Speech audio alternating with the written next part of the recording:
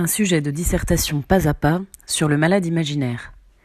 Il s'agit ici d'analyser un sujet de dissertation très classique sur le malade imaginaire de Molière, appelant un plan thématique et qui correspond dans les grandes lignes à la problématique du parcours, spectacle et comédie. En quoi la pièce Le malade imaginaire propose-t-elle un spectacle total ?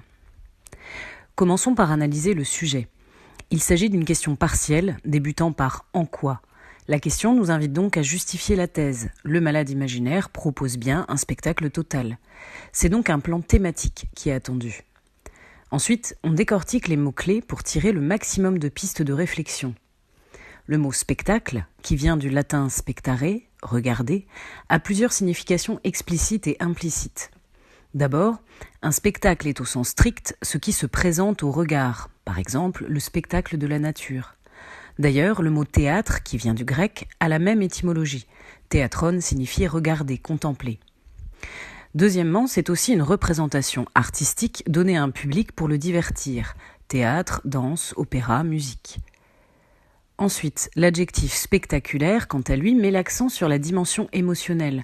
Quelque chose de spectaculaire frappe la vue, suscite l'admiration et la surprise par son ampleur, son caractère impressionnant ou extraordinaire.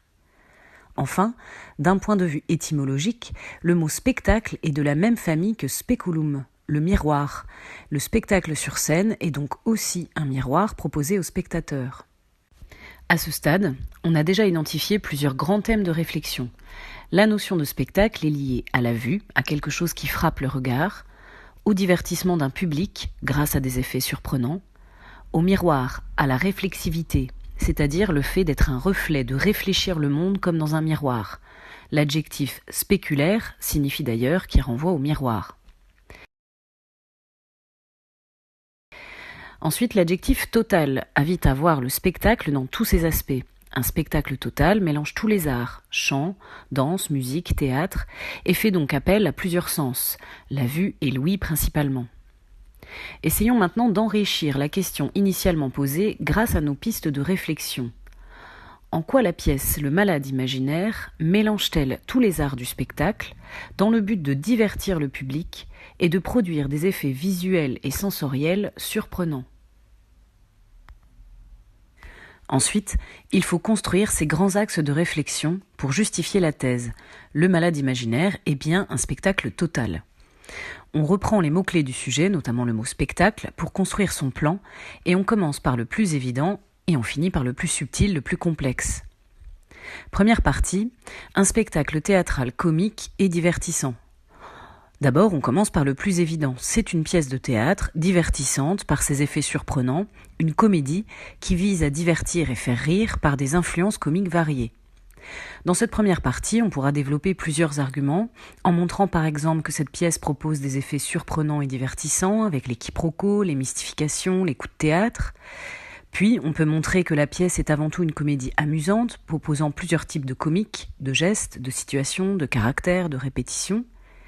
Dans cette même lignée, on peut aussi montrer que Molière s'inspire de plusieurs influences comiques, la farce, la commedia dell'arte, la comédie de mœurs, la comédie de caractère, etc. En guise de transition, on peut évoquer le fait que Le malade imaginaire n'est pas qu'une simple comédie, mais une comédie-ballet. Deuxième partie, un spectacle mélangeant tous les arts. On va montrer l'originalité de cette pièce. C'est une comédie-ballet qui inclut d'autres arts, la danse, le chant, la musique, les chorégraphies, pour produire des effets spectaculaires et surprenants. Dans cette partie, on s'intéressera à la dimension musicale, en étudiant comment les intermèdes permettent d'apporter une variété féerique et visuelle grâce aux danses, aux chants, aux costumes, aux décors. On peut s'intéresser aussi à la manière dont la musique est intégrée à l'intrigue, par exemple avec le petit opéra de Cléante et Angélique, ou la cérémonie burlesque finale lors de laquelle Argan devient médecin. La transition peut souligner que la pièce de théâtre propose des inclusions de musique, soit des spectacles dans un spectacle, pour faire le lien avec la dernière partie, la plus subtile. Troisième partie, un spectacle spéculaire jouant sur les mises en abîme et le théâtre dans le théâtre. On va monter encore d'un degré de subtilité en utilisant l'idée la plus implicite du mot spectacle, le miroir. C'est une pièce de théâtre incluse dans un ballet. La pièce joue donc des mises en abîme et du théâtre dans le théâtre. Pour rappel, une mise en abîme est l'inclusion dans une œuvre d'un élément rappelant l'œuvre elle-même, comme dans cet autoportrait de Johannes Gump qui nous montre un autoportrait du peintre en train de faire son autoportrait. On peut évoquer dans cette partie les nombreux jeux de rôle, les déguisements des personnages, le théâtre dans le théâtre, qui non seulement créent du divertissement et de la surprise, mais qui peuvent être perçus comme des mises en abîme, des comédiens jouant des personnages qui jouent la comédie. On peut aussi penser au clin d'œil de Molière à son propre théâtre lorsque Béralde et Argan se disputent au sujet de la critique de la médecine dans les pièces de Molière. Le fait que Molière, malade, joue un faux malade peut aussi être évoqué en argument final. Voilà pour cette courte vidéo, merci de votre visionnage et à bientôt.